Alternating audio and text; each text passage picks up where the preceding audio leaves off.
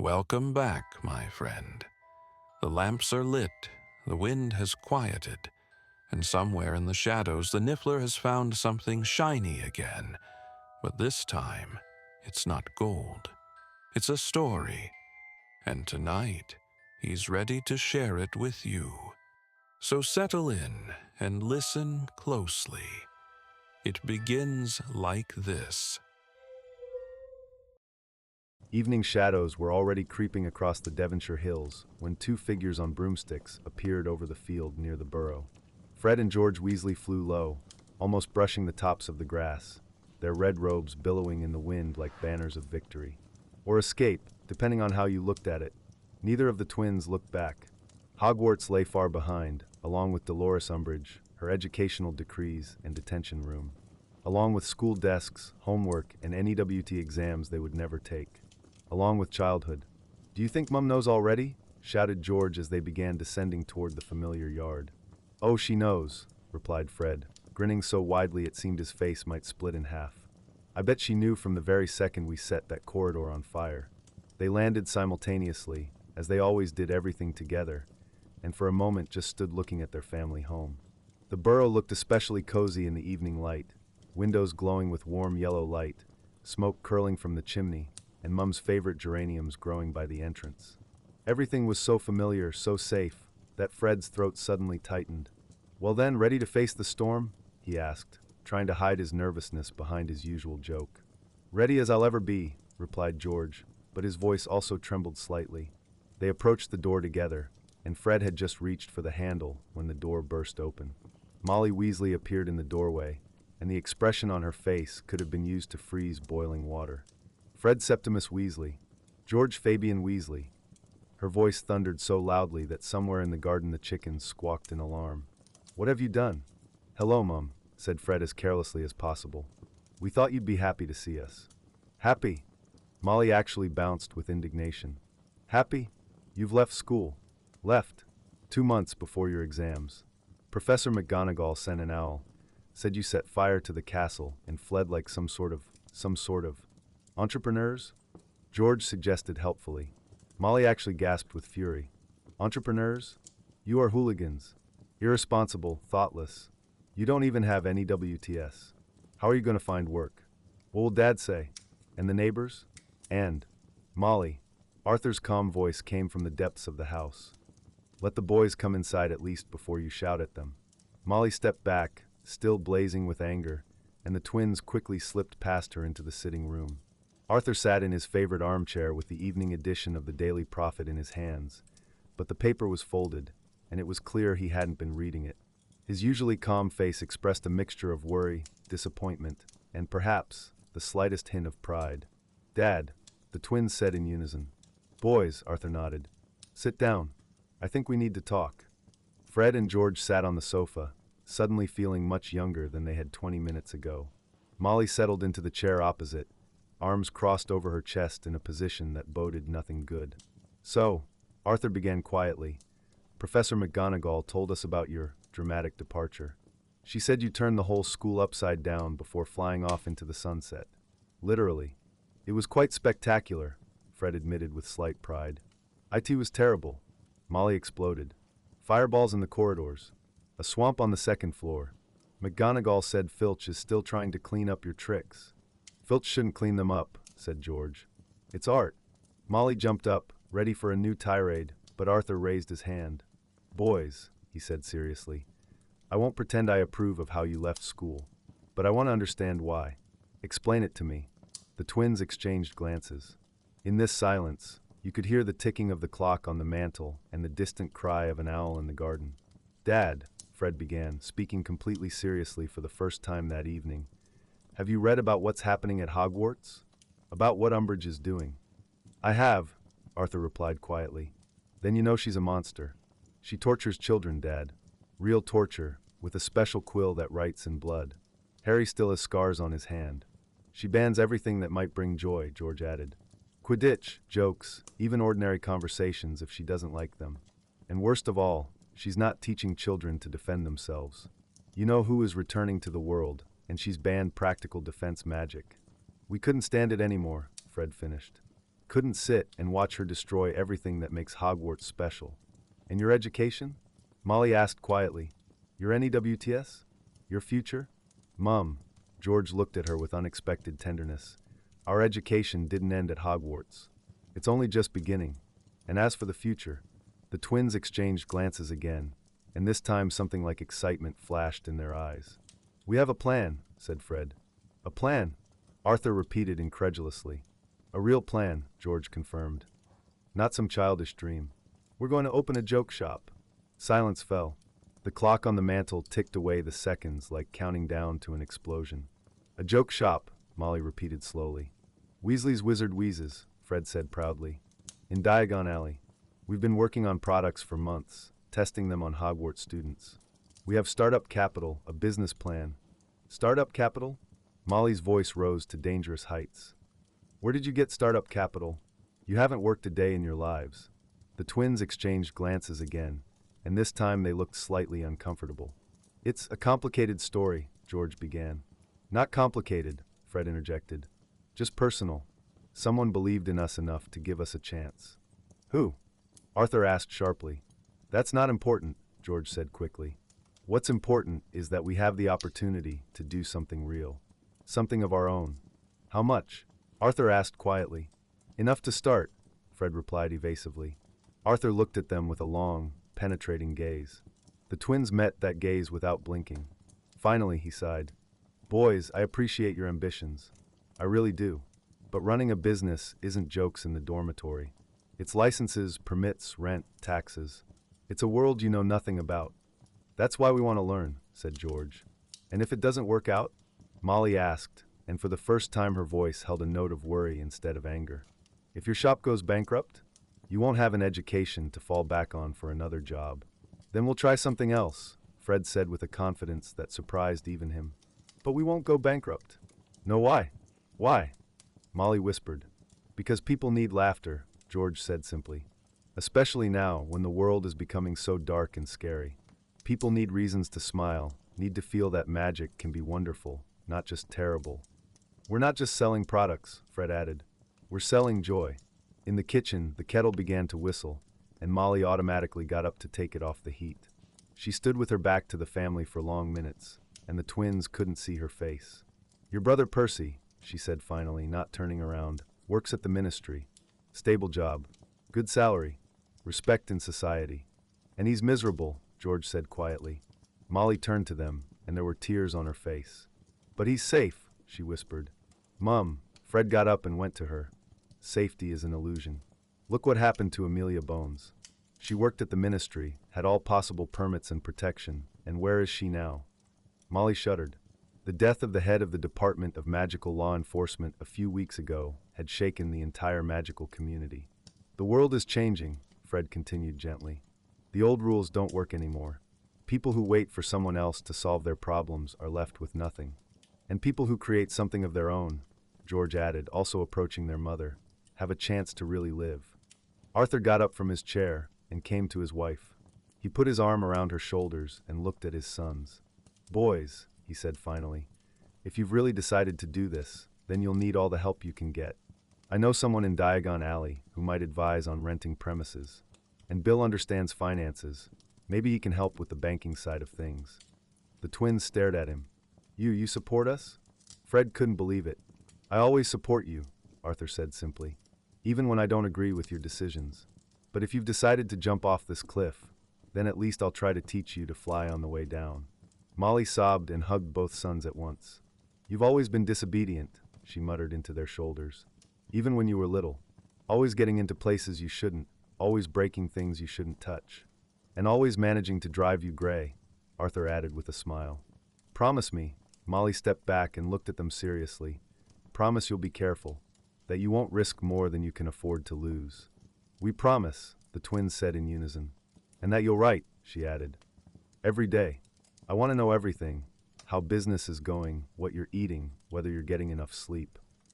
Mum, everything, she insisted with returning determination. All right, Fred laughed. Every day. They sat around the kitchen table until late at night, planning the first steps. Arthur pulled out old maps of Diagon Alley, making notes about the best locations for shops. Molly prepared endless cups of tea and sandwiches, constantly muttering about the need for proper nutrition during stressful times. And the twins talked to their parents for the first time in their lives not as children, but as adults, discussing budgets, risks, and dreams. "The first thing you need to do," Arthur said, spreading a sheet of parchment on the table, "is find premises. But don't rush. Location in Diagon Alley means everything.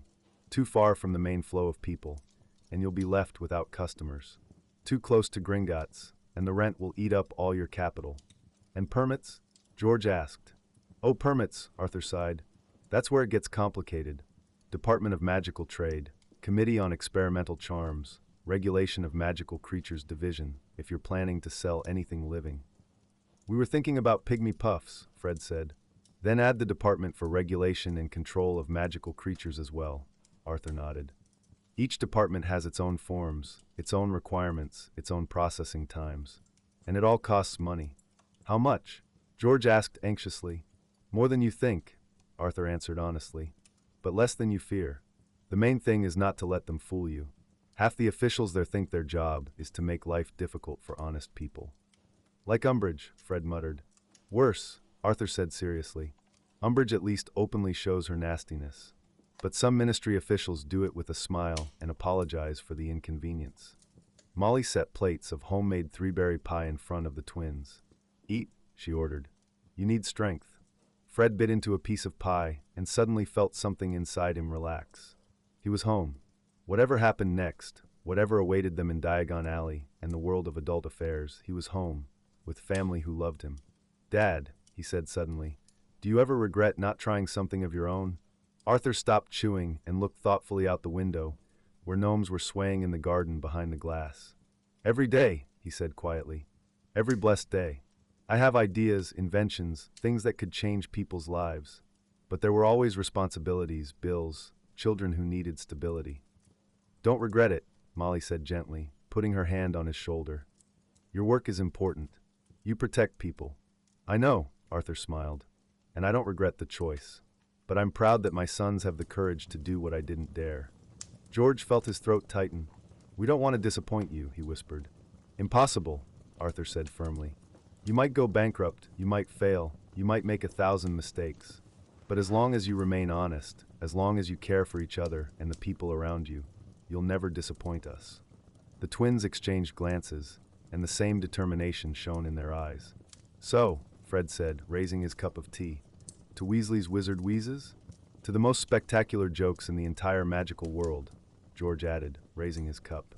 "To the courage to do what's right," Arthur said, joining the toast. "To you coming home in one piece," Molly whispered, but she also raised her cup. They clinked over the kitchen table in the lamplight, and that sound, the chime of porcelain against porcelain, was the first official sound of the twins' new life. Later, when their parents had gone to bed, Fred and George sat in their old room, looking at the things that remained there. School textbooks, old joke inventions, photos of friends from Hogwarts. All of it suddenly seemed so distant, as if it belonged to another life. "Scared?" George asked quietly. "Terrified," Fred answered honestly. "You?" "The same. But you know what?" "What?" "That's a good sign. If we weren't scared, it would mean we were doing something wrong." Fred smiled in the darkness. "Tomorrow we go to Diagon Alley?" "Tomorrow," George confirmed. "And start looking for our place." "Our place," Fred repeated. Those words sounded right. For the first time in their lives, they were going to create something completely their own. Outside the window, an owl cried, somewhere in the distance a dog barked, and the world around the burrow slept peacefully. But inside the old crooked house, something new was being born. A dream that in a few months would become one of the most successful shops in all of Diagon Alley. True, the twins didn't know that yet. For now, they only knew one thing. Tomorrow their real life would begin. The morning mist had not yet cleared over London when Fred and George Weasley stepped from the fireplace of the leaky cauldron into the main hall of the ancient pub. Ash from their robes scattered onto the worn wooden floor, mixing with thousands of other travelers who used the Flu network daily. "Well then, ready to see our future?" asked Fred, shaking the last of the ashes from his robes. "Ready to see how much our future will cost," George replied, slightly nervously. Tom, the old toothless landlord of the pub, waved at them from behind the bar, where he was wiping mugs with a dirty rag. The morning crowd was thin here, Just a few early visitors gloomily drinking coffee by the windows, trying to fully wake up. The twins went out to the small courtyard behind the pub, where George touched his wand to the correct brick in the wall. The brick chimed and began to move, opening an archway through which they entered Diagon Alley.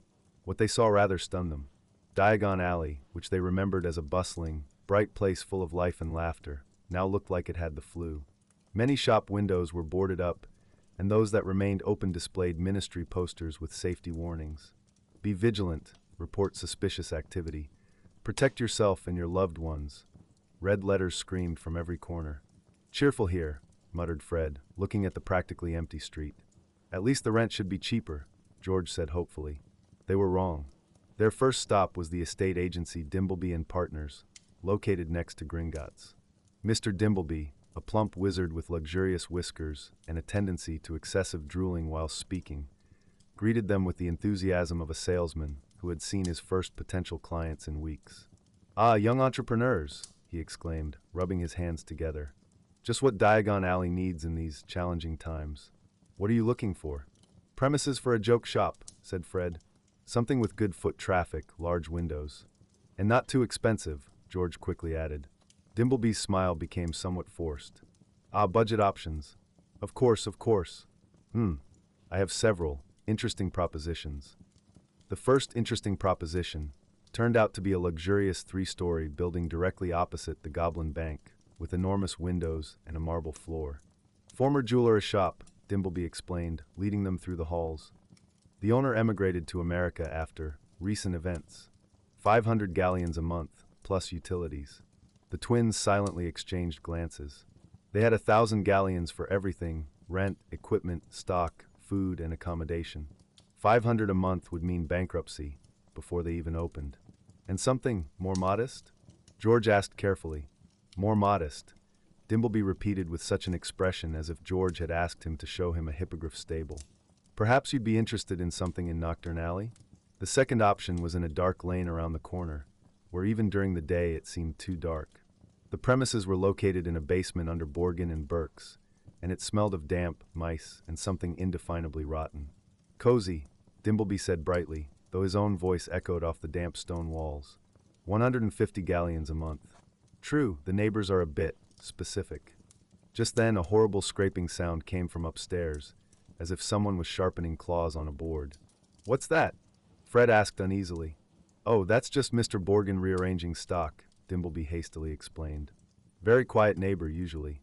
Another scraping sound, longer and more horrible. "Rearranging what exactly?" George inquired. "Antiques," Dimbleby replied quickly. "Very old antiques. Sometimes they move by themselves. It's normal for items with such history." The twins quickly thanked him and went out for fresh air. "The third option has to be better," Fred said hopefully. The third option turned out to be a closet-sized cupboard squeezed between Slug and Jigger's apothecary and Ollivanders. It was so small that when the twins entered simultaneously, they had to squeeze against each other back to back. "Cozy," Dimbleby said in the same bright tone. 90 galleons a month. Perfect for a beginner business. "Only one customer could fit at a time," George observed. "Individual approach," Dimbleby replied. "Very fashionable nowadays." "And what if the customer is fat?" Fred asked. "Then he'll get stuck, and we won't be able to serve him," George honestly admitted. Dimbleby began to sweat nervously. "Perhaps you should expand your budget," he suggested. "In difficult times, sometimes you have to invest more too." "Thank you," Fred said curtly. "We'll think about it." They left the agency disappointed and slightly frightened. The sun had risen higher, but Diagon Alley still looked gloomy. Too few people, too many closed shops, too palpable a smell of fear in the air. "Maybe we should try looking ourselves?" George suggested. They began walking slowly down the street, peering into windows, looking for "to let" or "for sale" signs. Most premises were either occupied or looked as if their owners had fled in panic, leaving everything as it was. Near Quality Quidditch Supplies, they stopped to talk to the owner, Mr. Spudmore, who was sweeping in front of the entrance. "Jokes, you say?" He looked at them skeptically. "In our times? Boys, people aren't in the mood for jokes now. They're buying protective amulets, fear potions, dark magic detectors. Who's going to buy entertainment items now?" "We think the opposite," Fred said. "It's precisely in dark times that people need laughter most." Spudmore shook his head. Maybe you're right. But landlords don't understand that. They only want stable tenants with a long history of payments. It's very hard for newcomers. Don't you know anyone who rents out premises? George asked. Spudmore thought. There's one witch, Mrs. Fig. Owns several buildings here. A bit eccentric but fair. Lives above Potage's cauldron shop. You could try talking to her. Mrs. Sibylla Fig turned out to be a tiny elderly witch with enormous glasses and a tendency to talk to her houseplants. Her flat was like a jungle. Vines hung everywhere, pots with unfamiliar plants stood about, and the air was so humid that the twins immediately began to sweat. Jokes? She repeated, watering something resembling a giant Venus flytrap. How interesting. Isn't that right, Herbert? She addressed the plant, which seemed to nod in response. Do you have any vacant premises? George asked, trying not to stare at how Herbert was chewing something that looked like a fly. I do, Mrs. Fig nodded. On the street, number 93. 3 floors, large windows. The previous tenant fled to France last week.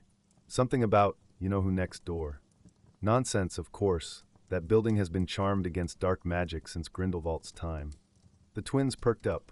Could we have a look? Fred immediately asked. Of course, dears. Just warn Flaubert when you come. He doesn't like unexpected guests. Flaubert? George worried. My house elf, Mrs. Fig explained. Very conscientious, but a bit nervous lately. If he hears suspicious sounds, he might drop a bucket of water on you. Number 93 Diagon Alley turned out to be a medium-sized 3-story building squeezed between a magical instruments shop and an old bakery. The facade was a bit peeling, but the windows were large and clean, and a nice wooden balcony hung above the entrance. Flaubert turned out to be a tiny house elf with enormous ears and a distrustful expression in his huge eyes. He met them at the door with a bucket of water in his hands, ready to douse anyone who showed signs of suspicious behavior. Mrs. Fig said you want to look, he grumbled. Just don't touch anything, and don't make sudden movements. The ground floor was perfect for a shop, a large open hall with high ceilings, wide windows that looked directly onto the main part of Diagon Alley, and enough space for counters, shelves, and demonstration areas. We could put the tills here, George said, gesturing around the space near the window. And organize a demo area for fireworks there, Fred added, pointing to the far corner. The second floor was smaller but still spacious, perfect for a warehouse and workshop. And the third floor had 2 rooms and a small kitchen. We could live here, George said, at least at the beginning, whilst business picks up. How much? Fred asked, holding his breath. Flaubert unrolled a parchment with figures. 200 galleons a month, he said, plus 3 months in advance as deposit. Plus utilities, that's another 10 galleons a month. The twins quickly calculated in their heads. 630 galleons immediately, plus 210 monthly. From their 1,000 galleons, only 370 would remain for everything else: furniture, stock, food, permits. That's a lot, George said quietly. But the place is perfect, Fred replied just as quietly. They stood in the middle of the large hall on the ground floor, imagining how shelves with their inventions would stand here, how customers would laugh at canary creams, how children would beg their parents to buy them pygmy puffs. Tell me, George addressed Flaubert, would Mrs. Fig consider a reduction in rent, or a delay on the deposit? Flaubert grimaced. Mrs. Fig is fair, but not stupid. These are difficult times for all landlords. Many people have fled without paying for the last months. And what if we made some improvements? Fred suggested. Repaired, cleaned, maybe put up new protective charms? Flaubert thought. Well, he said slowly, Mrs. Fig has always appreciated tenants who care for her property. And she likes young people with ambitions. Perhaps if you're serious. We're very serious, George assured him. Then talk to her personally. Maybe she'll be ready to compromise. They returned to Mrs. Fig, full of hope and fear at the same time. She sat at a small table, sipping tea from a cup on which real little flowers were growing. Well, did you like it? She asked without looking up from her gardening. Very much, Fred said. But we have a question about the terms. He honestly told her about their budget, about the fact that they were just starting out, about how important this premises was to them. George added details about their plans to improve the building, about how they would care for it. Mrs. Fig listened silently, occasionally nodding and whispering to her plants. You know what, boys, she said finally. I recognize something of myself and my youth in you. I once had a dream too, to open a magical plant shop. Didn't I, Edwin? A huge ficus-like plant in the corner rustled its leaves. 170 galleons a month, she said. 2 months deposit instead of 3.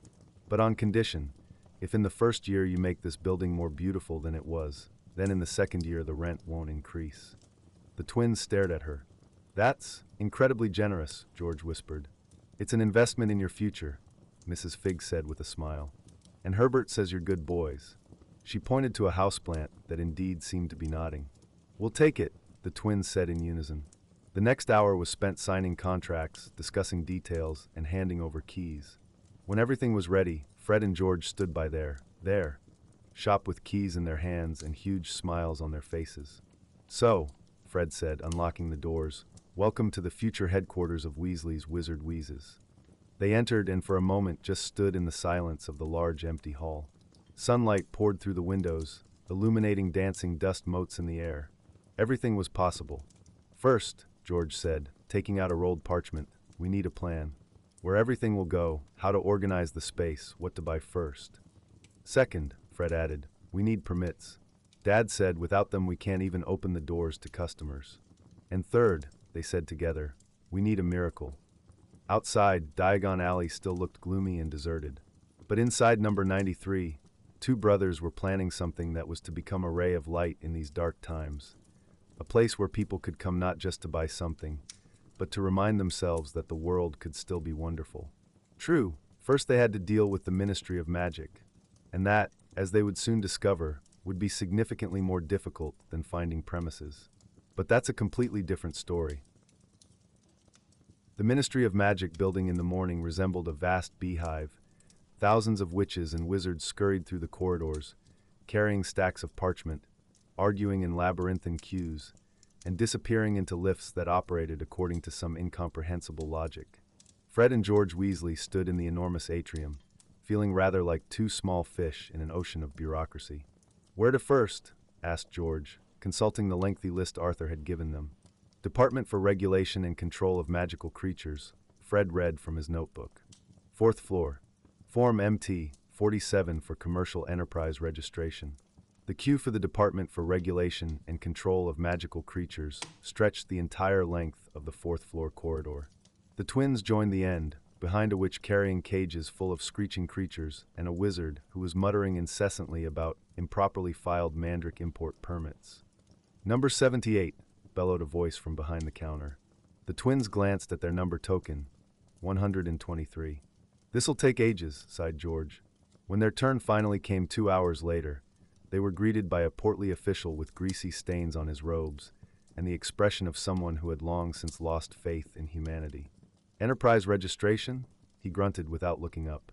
Name, type of business, address. Weasley's Wizard Wheezes, replied Fred. Joke shop. 93 Diagon Alley.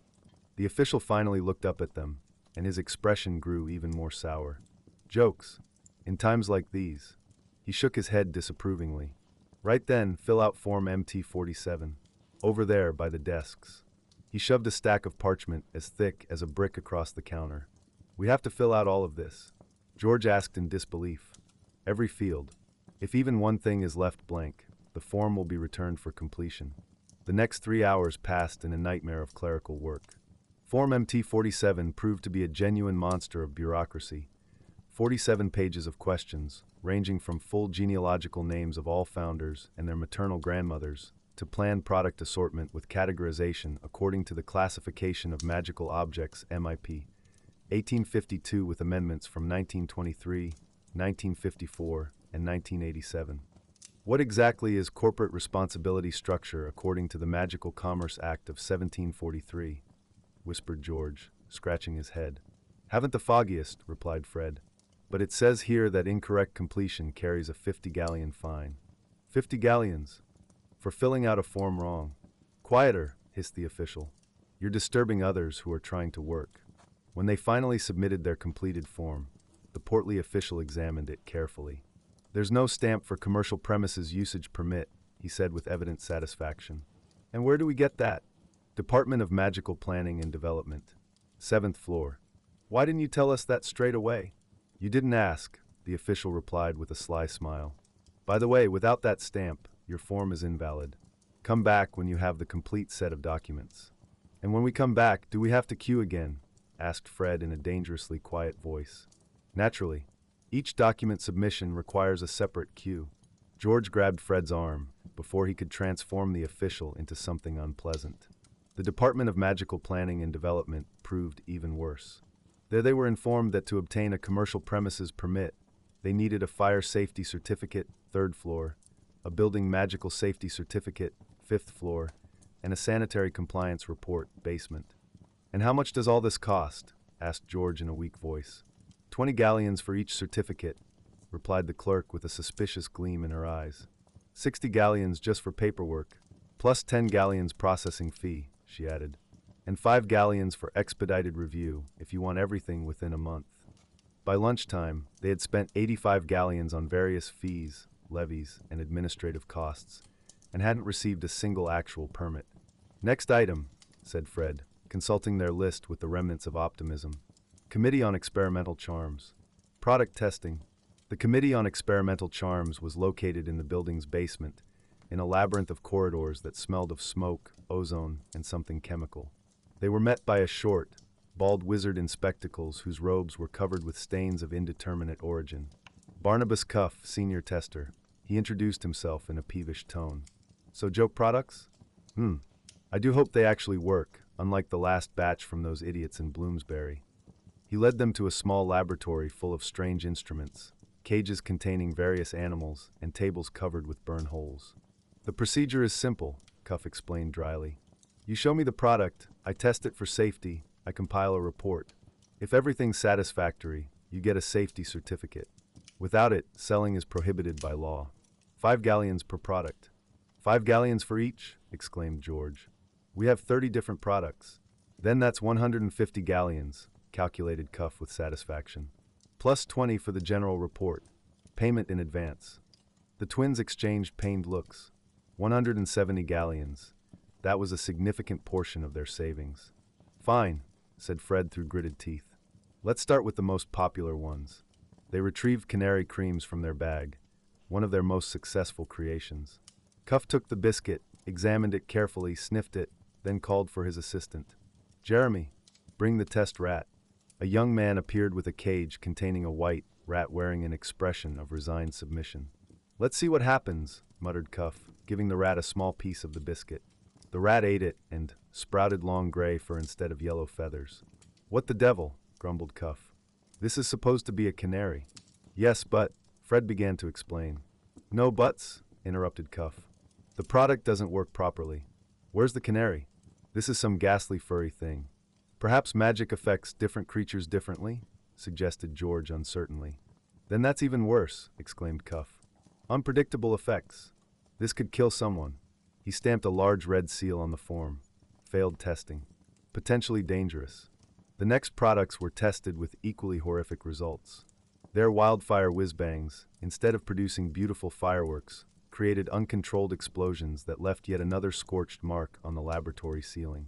The nosebleed nougats caused not light nosebleeds, but veritable fountains that required washing down the entire laboratory. And the boxing telescope struck Cuff with such force that he walked around with a black eye for 15 minutes. Your products, declared Cuff at the end of the day, are completely unsafe for sale. Unstable effects, uncontrolled potency, unpredictable reactions. I cannot issue a safety certificate for anything you've brought me. But people have been using these for years at Hogwarts, protested Fred. Hogwarts is different. They have a hospital wing and qualified healers. But if someone gets hurt by your product in a shop, who's responsible? You, and the ministry. I won't risk my career for your half-baked inventions. They left the Committee on Experimental Charms empty-handed, with diminished savings and the horrible realization that their products needed complete reworking. Maybe we should go home, quietly suggested George as they sat in a cafe near the leaky cauldron. Rethink all of this? No, said Fred decisively. We still have time. We'll just refine the products. But the following days brought only new problems. When they returned to their shop, a pile of bills awaited them.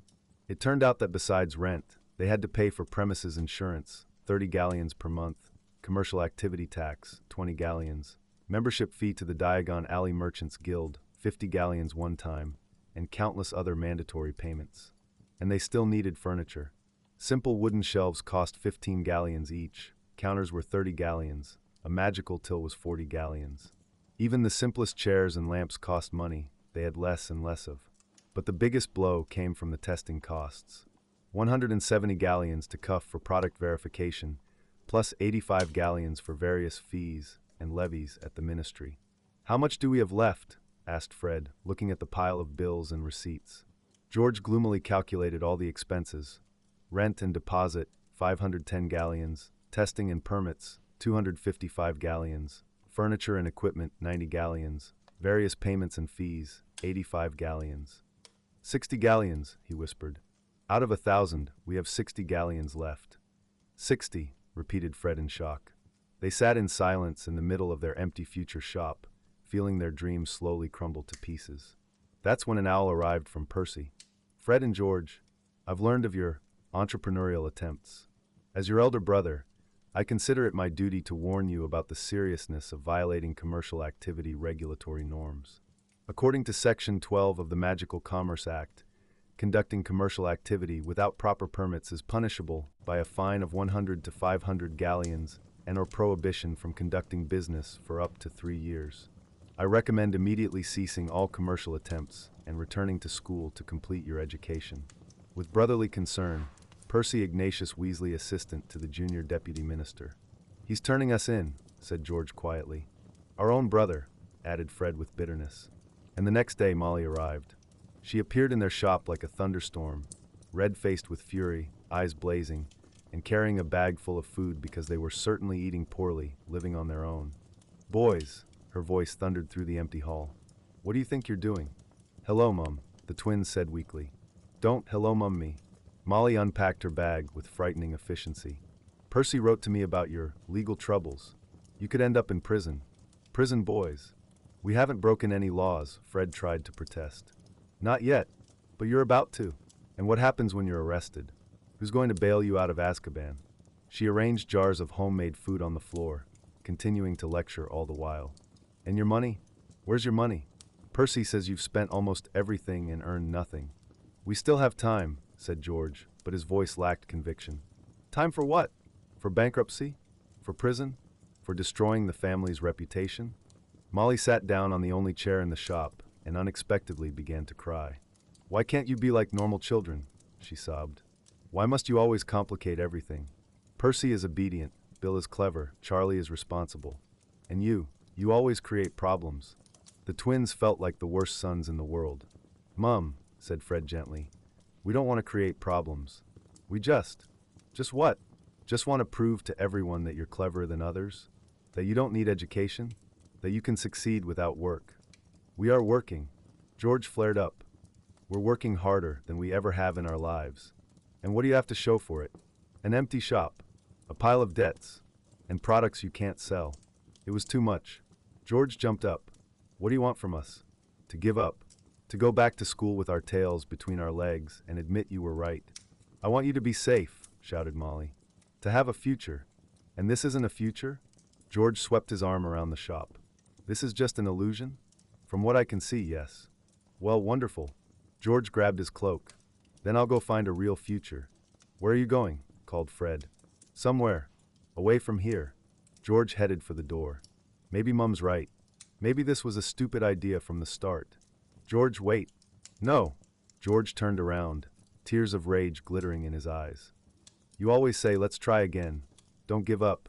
Everything will be fine.' And what do we have? Nothing. We've lost almost all our money. Our products are worthless. We could be arrested. But we're together. Together in failure." George opened the door. "Maybe we should try separately." He left, slamming the door so hard that all the windows in the shop rattled. Fred stood in the middle of the empty hall, staring at the closed door and feeling his world fall apart. For the first time in his life, George had walked away from him.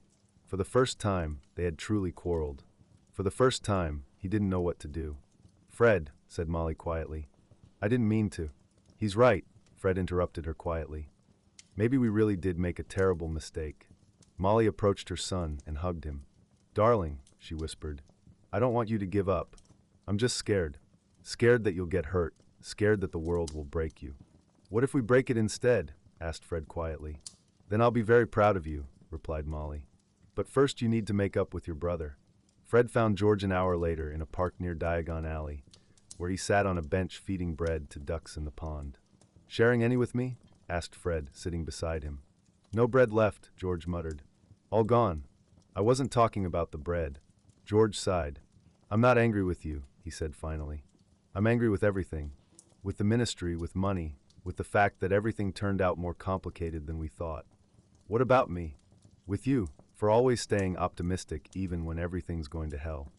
They sat in silence, watching the ducks. You know what, said Fred finally. What if we asked for help? From whom? From Dad. From Bill. From Charlie. They don't want us to fail. George looked at his brother. What if they say the same thing as Mum? Then we'll listen, said Fred seriously. But at least we'll try. George extended his hand. Together? Always together, replied Fred, shaking his brother's hand. When they returned to the shop, Molly was still there. She had cleaned all the dust, arranged the food on an improvised table, and was sitting in the only chair, reading the Daily Prophet. Mum, said George, I'm sorry. I didn't mean to shout at you. I'm sorry too, replied Molly. Sometimes I forget that you're adults now. Not quite adults, admitted Fred. We need help. Then ask for it, said Molly simply. That's what family is for. That evening they wrote a letter to Arthur, Bill, and Charlie. They didn't just tell them about the problems, they asked for help. Real professional help. And while the letter flew to its recipients, the twins sat in their nearly empty shop and planned the future. Not as rosy as they had originally dreamed, but still possible. Because sometimes, to understand that you can achieve anything, you first need to understand that you can't achieve everything alone. The morning owl that arrived at number 93 Diagon Alley carried not one, but 4 entire letters. Fred and George Weasley sat amidst a pile of unfinished products and financial calculations when a large brown owl flew through the open window and dropped the post directly onto their table. The first letter was from their father with the promised help.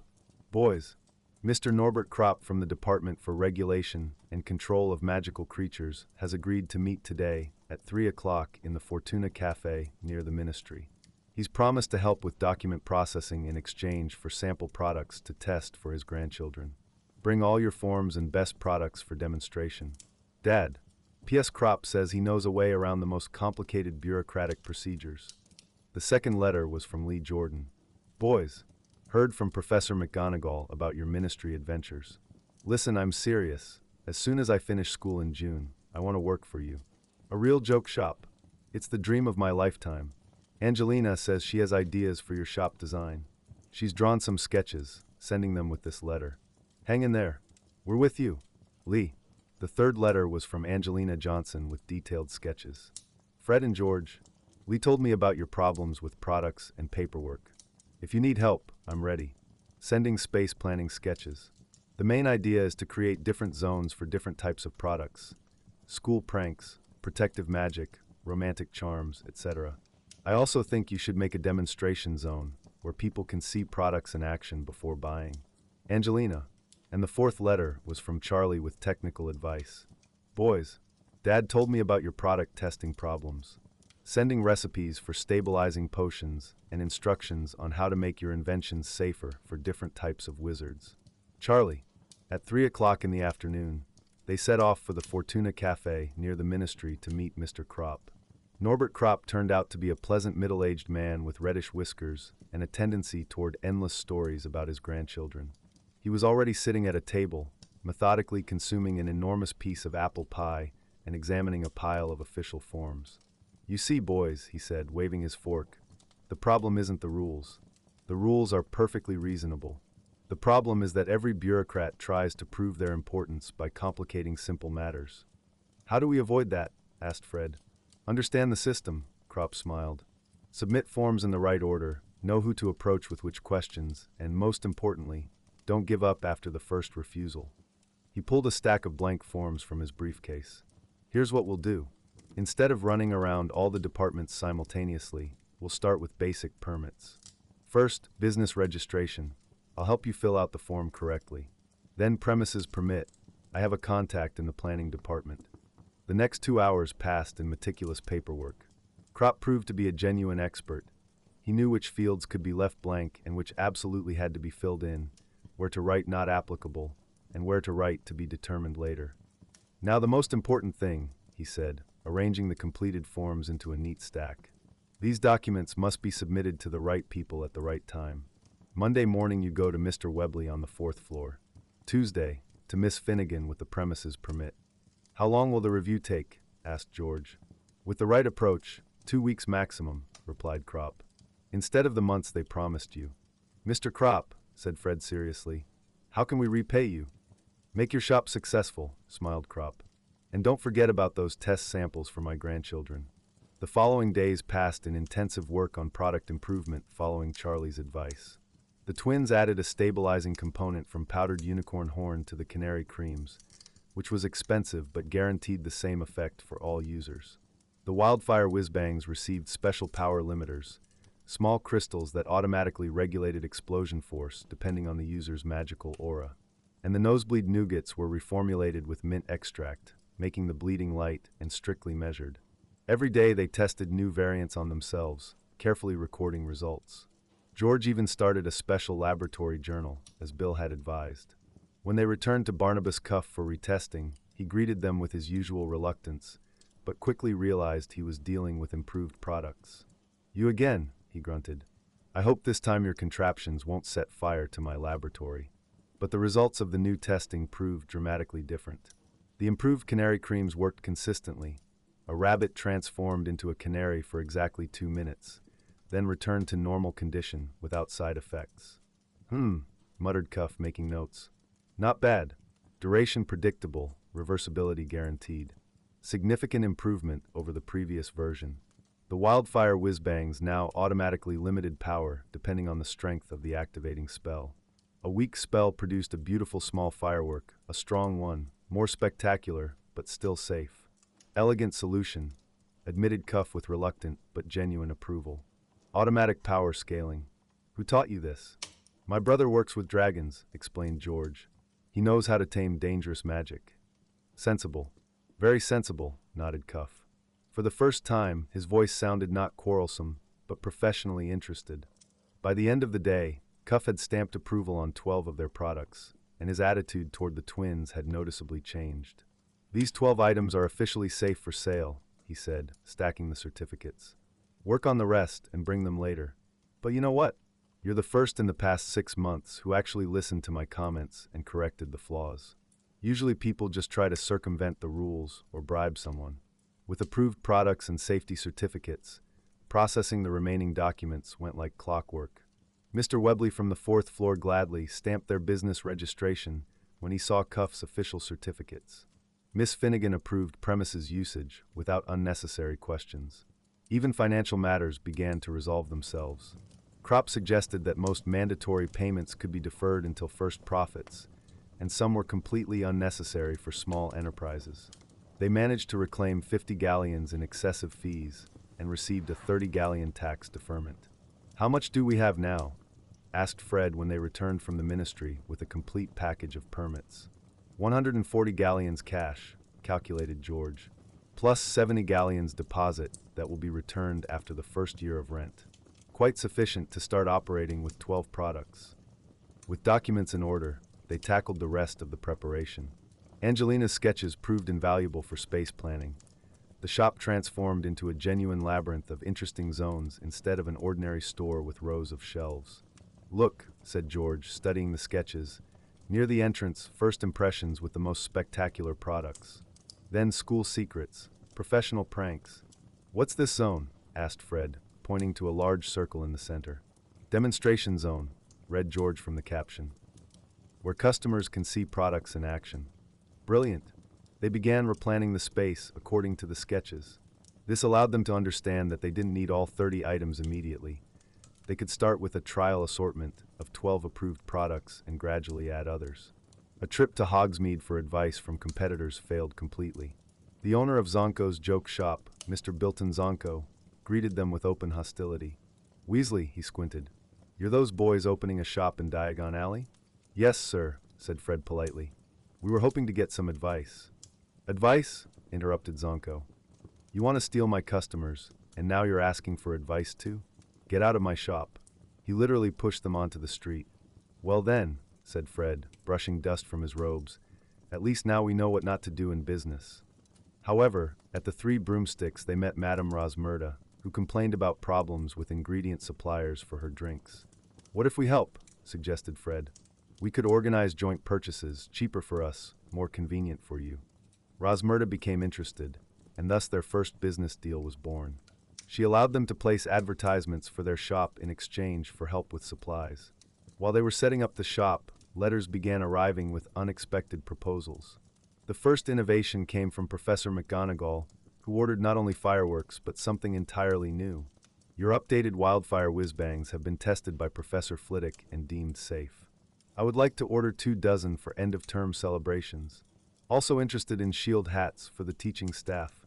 Professor M. McGonagall. The second unusual proposal came from Hagrid, who presented them with an entirely new challenge. Can you make something for my students? They often get frightened by magical creatures in lessons. Perhaps some calming products? Hagrid. Thus the idea of educational products was born, things that made learning more fun and less frightening. Yet another idea for a new product line came in another letter from Angelina.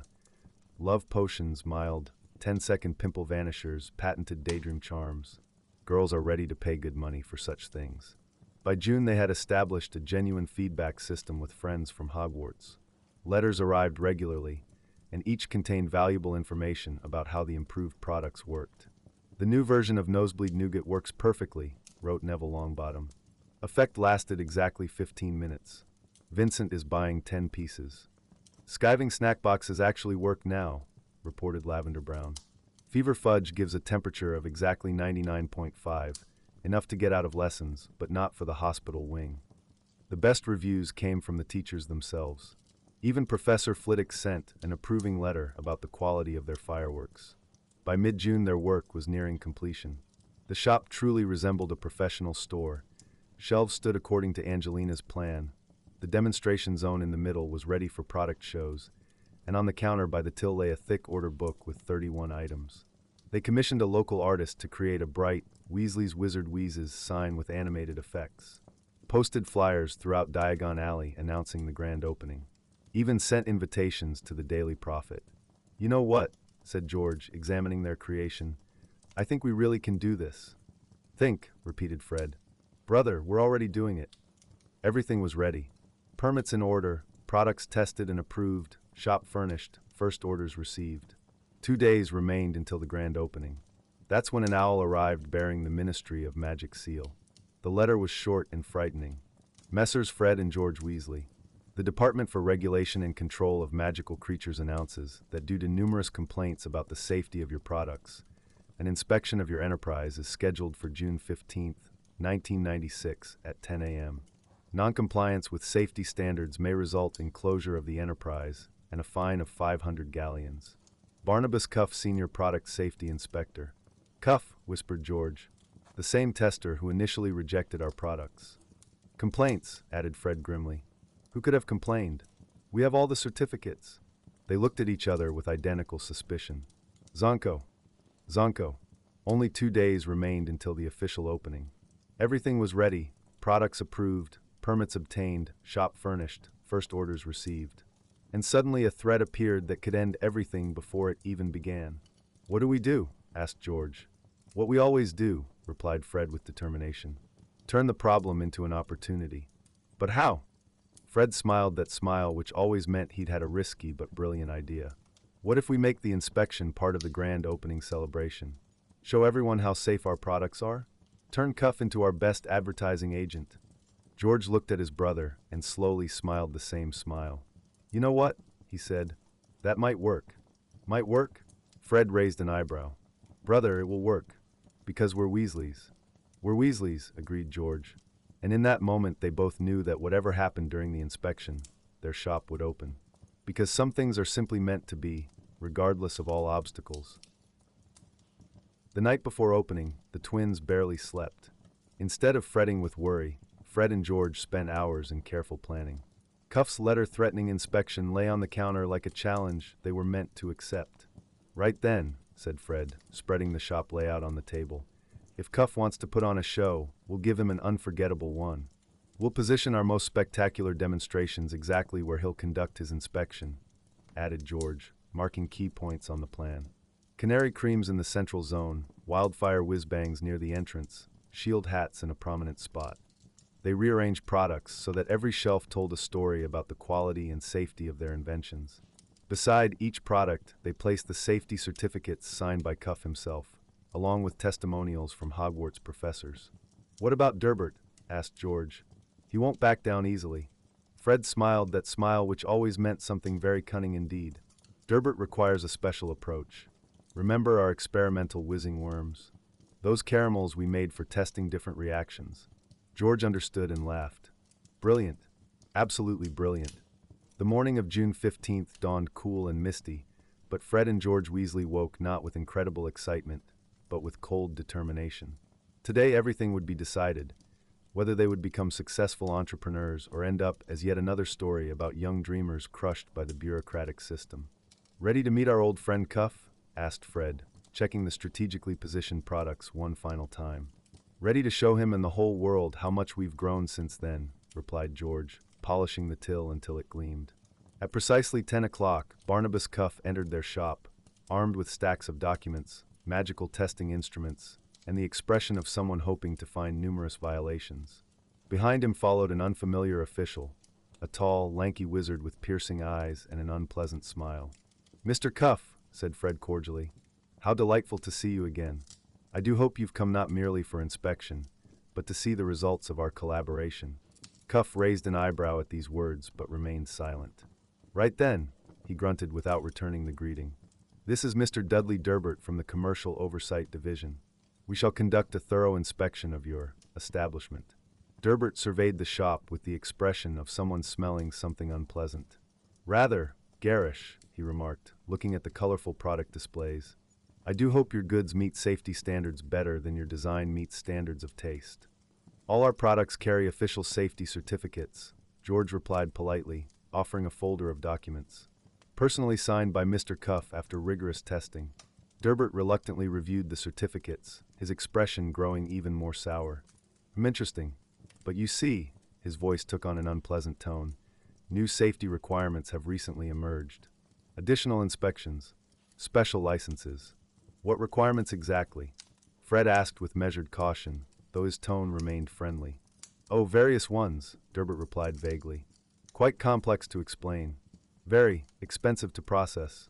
Unless, of course, one knows the right people who might help expedite matters." "And what persons might be able to help?" asked George in a neutral tone. "Well," Durbert lowered his voice to a conspiratorial whisper, "people such as myself, for instance. For a small consultation fee, I could ensure your shop receives all necessary approvals without unnecessary delays." "How much?" Fred asked quietly. 100 galleons, Durbert smiled greedily. "Quite a modest sum for guaranteed results." 100 galleons, nearly half their remaining funds. More importantly, it was outright bribery. "I see," said Fred thoughtfully. "And what if we cannot afford such a consultation fee?" "Then," Durbert straightened his shoulders, "I'm afraid we shall have to conduct a very thorough inspection. Very, very thorough indeed. And I'm certain we'll find numerous deficiencies."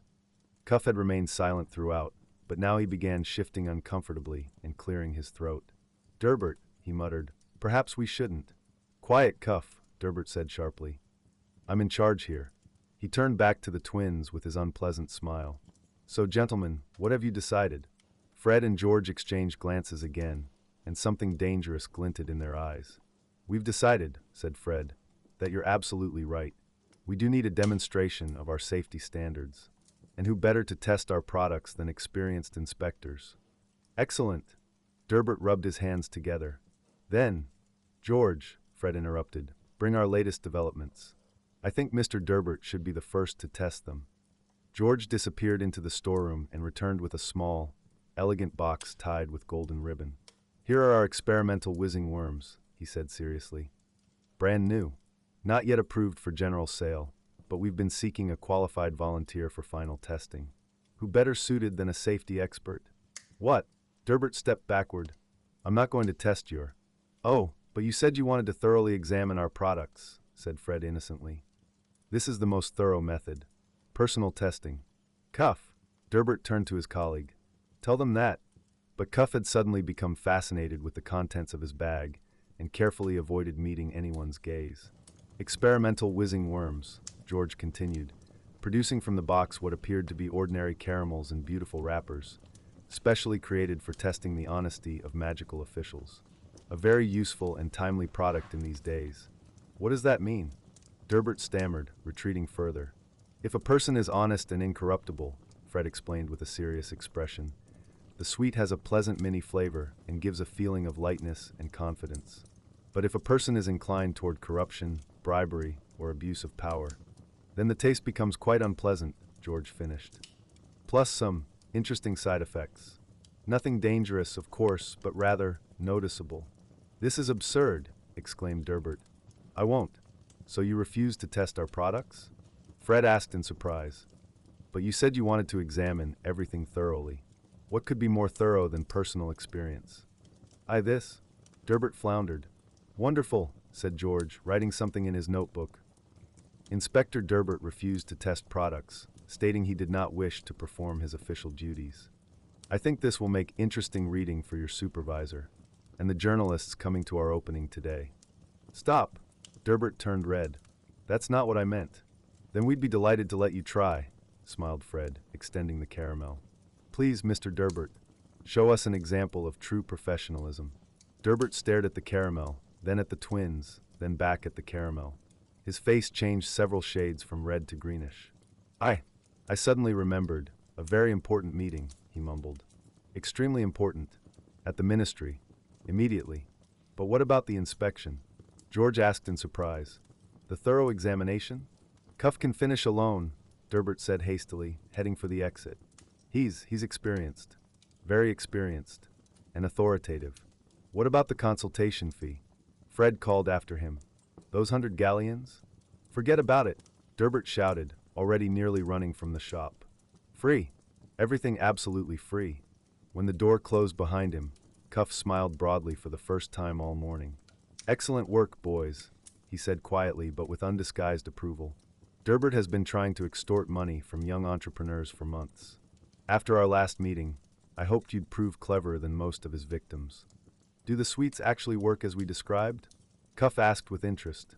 Of course not, Fred laughed. They're ordinary mint caramels from our personal supply.